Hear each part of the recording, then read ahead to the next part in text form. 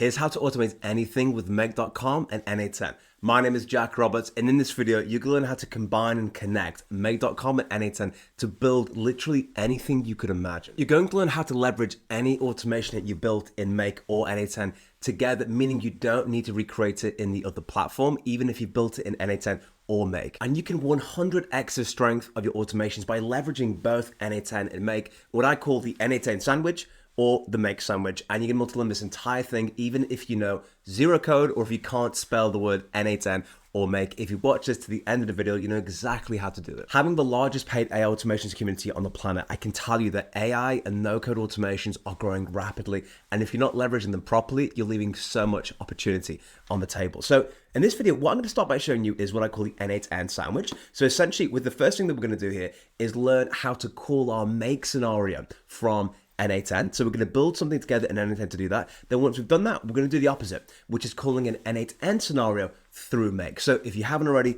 grab that coffee and let's dive straight in. So to start, first thing I'm going to do is head over to the classroom and go to every automation, and I'm going to grab a random automation here. Say for example, I wanted this dashboard.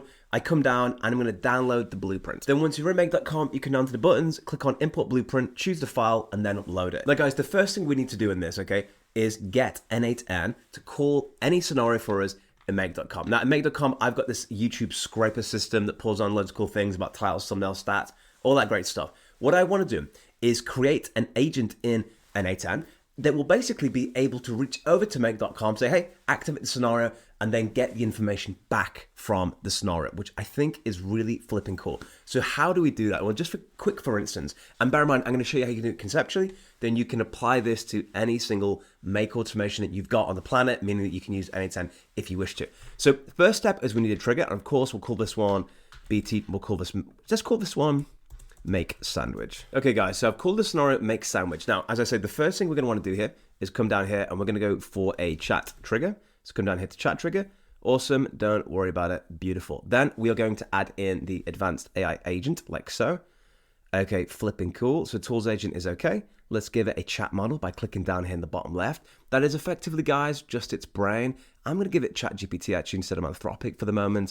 So let's go for OpenAI.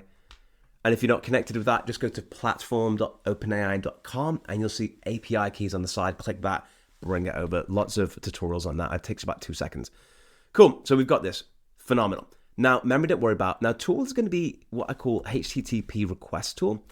ACE. Now, the description is going to be use this call to get any information about probabilities of defeating John Jones. All right, so we're going to basically say, hey, you're going to figure out who the hell can beat John Jones, which I think is really cool. All right, sweet. Method is going to be post. Awesome. So I'm going to go to our Make scenario here. Okay, in our Make scenario, guys, the first thing we're going to do is grab a webhook like so, custom webhook. We'll add a new webhook. We'll call this one Make, oh my gosh, Make sandwich with a beautiful moon, because why not, right? Cool. I'm gonna click on this. What you're gonna do, guys, is copy the address to the clipboard, and then I'm gonna come back over here. Okay, in the URL, you're just gonna post that right there. And then basically don't worry about query or headers, click on body, and basically just say, hey, first one's gonna be height, next one is going to be weight class. And then we could say name could be, I don't know, let's give it something like MMA record. And then the bottom could be something like fighting style.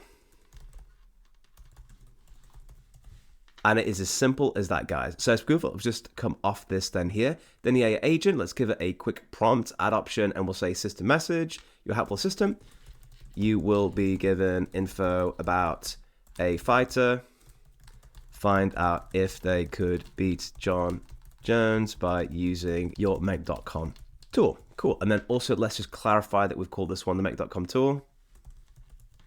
Obviously in this one, guys, you would call it something like fight checker tool or whatever. I'm just doing this as a quick for instance. Beautiful. So now let's give this a little test. Click on the chat as a quick for instance. And I'll just say, hey, find out how this fight would do against John Jones. Height 6 foot, weight class 265, Greco-Roman, record 20-1. We enter that one in. Let's just see what he comes and does. And as we can see, he's called the tool, it's made loads of requests, but it's not coming back. And the reason it's doing that, guys, you see it's successfully determined. Now check this out. This is where it's really freaking cool. I come back, I come here, and do the same thing again. Watch. It'll call it once.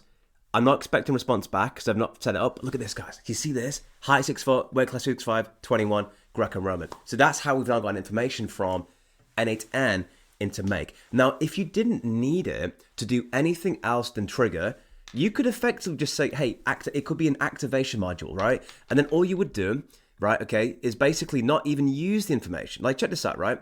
If I just connect this to this scenario, which is doing some really cool RSS feed stuff, has it got a right trigger? It doesn't, but it doesn't matter, right? If I just had that and I click run once, that's absolutely fine. And it triggers. Okay, so if this is now waiting to grab something. Okay, RSS module 17. Let me just quickly sort this out. In fact, let me just unlink this. All right, check this out. If I just said, look, all I want you to do is trigger it, the prompt we would use to n8n is we would say, hey, I want you, when asked to trigger the make.com workflow or trigger the competitor intelligence workflow, and it would just send a word that says trigger or text or whatever you want to, it would come over and you watch this, guys, right? And you see, guys, if I just run this and I just ask this the same question, right? It doesn't matter what it sends over. It's purely just activating, you see? And it's sent a whole trigger. This failed because it hasn't got the right data in, but you get the idea. It will basically just trigger it for us. But in this case, let's say we want to send some information back, okay? What would we do? We come here, we go to ChatGPT. All right, and we'll just go for this one here. Let's just go for create a completion.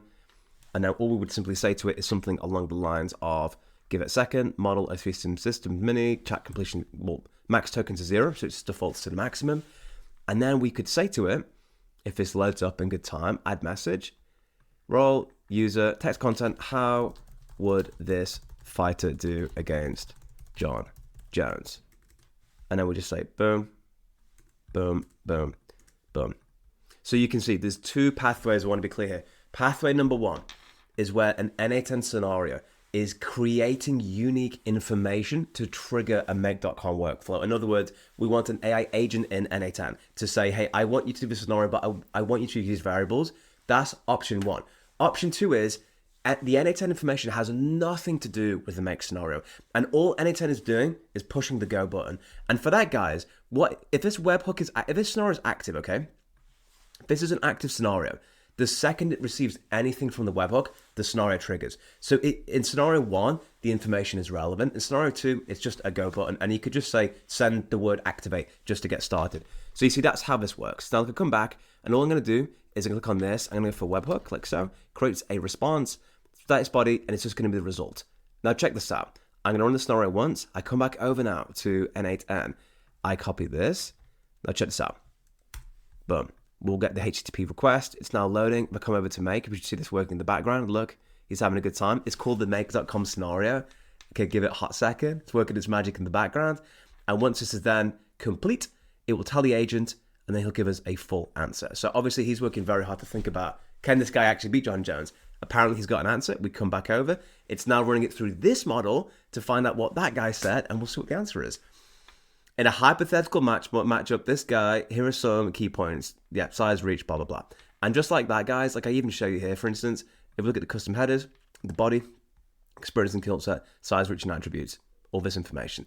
Guys, and that is how you connect meg.com to n8n. So let's say we want to invert this. Let's say we actually now want to call n8n from our make scenario. How on earth would we actually do that? Well, we're going to come back over to the make sandwich, okay? And what I'm going to do, instead of a chat trigger, I'm going to bring up the first step, and this one is going to be webhook. So what we're going to do is simply invert the entire process, okay? Now, the method is going to be post, and what we're going to do is copy this. Let's just call the path like sandwich. Do you know what? If you don't want a sandwich in this video, you've not been paying close enough attention.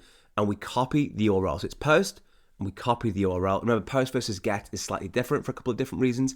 Now, how does this one work? I'm going to delete this guy. Delete, don't worry about it. And in this one, guys, I'm going to HTTP request. I'm going to say make a basic auth request. URL is this one.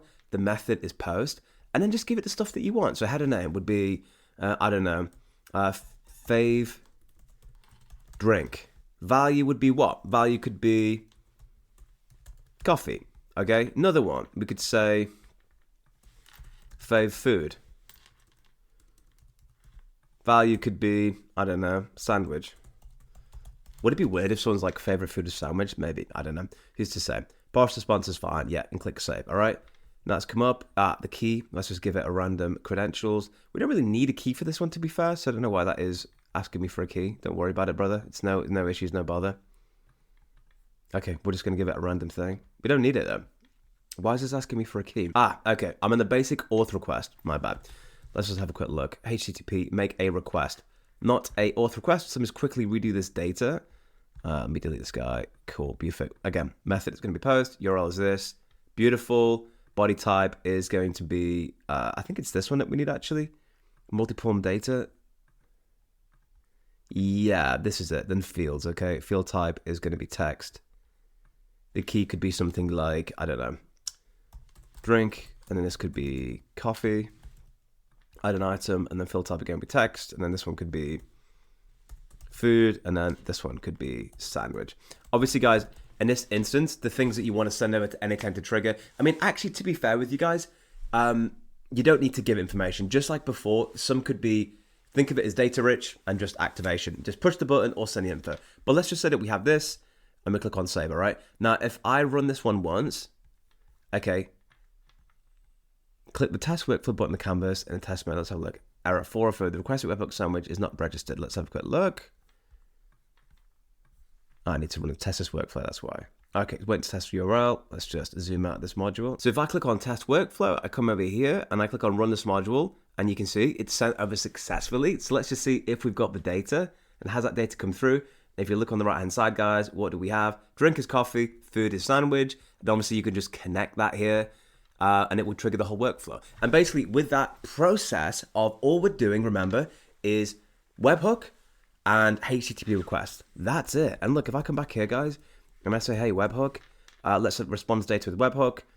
First incoming item, I think that's fine. We come to webhook here, and then we just hit the bottom, respond using the response webhook node. That's cool. And then the AI agent, what I'm going to do is say, your helpful assistant, how about create a meal based on the food and beverage recommendations provided, okay? Then prompt from user message. Let's just define this below. And then we can just grab, if you click on table, you'll find that be a little bit easier. So let's have a look. And we just click the body and bring that over. Then click on that and test. Actually, what I'm going to do is I'm going to very quickly, actually, I think that's fine. So let's run this whole workflow. We're going to come back over to the scraper thing and we are going to right click and run this module only. And then we come over here. AI agents doing his work job. What do you think he's going to recommend? We said we like coffee, we like sandwiches. We come back over. Has this completed? We look at the output. We come down. Output is long string. Sure, here's a meal idea for coffee sandwiches.